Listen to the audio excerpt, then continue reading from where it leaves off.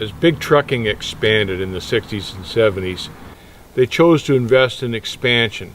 They chose to invest in larger yards, more equipment, fancy office towers. What they chose not to invest in were their drivers. Someone told me the other day that dispatchers now make more than the truck drivers. I laughed at first because I could hardly believe this was true, but when I thought about it, these days, that is now the case. And that's sad. Imagine trucking companies not investing in their drivers, not investing in the guys they relied on to keep them in business, investing in everything else but. The cost of living increased, but for truck drivers, the wages didn't keep up, and trucking became a subsistence level job. It was short-sighted on the part of the trucking companies because not only did they start to lose the drivers from this generation, they lost a whole future generation of drivers. Kids of drivers that chose not to follow in their father's footsteps because their dads told them, don't get into trucking, there's no money in it anymore.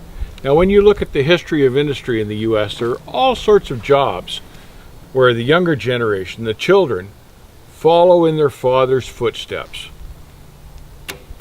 Lawyers have kids that become lawyers.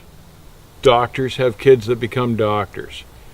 Even coal miners have kids that become coal miners.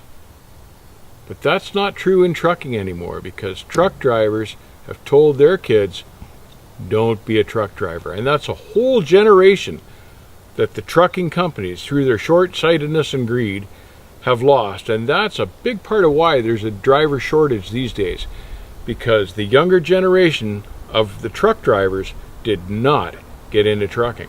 So really, the trucking companies have brought this driver shortage on themselves by not paying their people well and not treating their people well.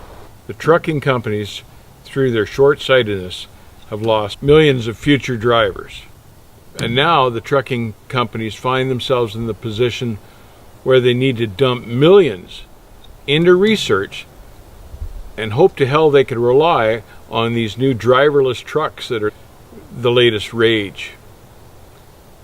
Had they chose to properly invest those millions in the people that they had, in the good drivers that they had, they wouldn't be in the pickle that they're in now. They've done this to themselves.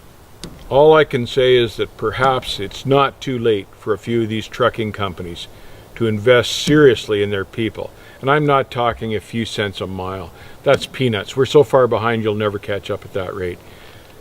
If you really want to invest well, invest in your good drivers, invest in your future, and you won't need to worry about these driverless trucks that may or may not work. Maybe it's not too late. Invest in your drivers now. Drivers, be careful, take care, and I will see you on the backhaul.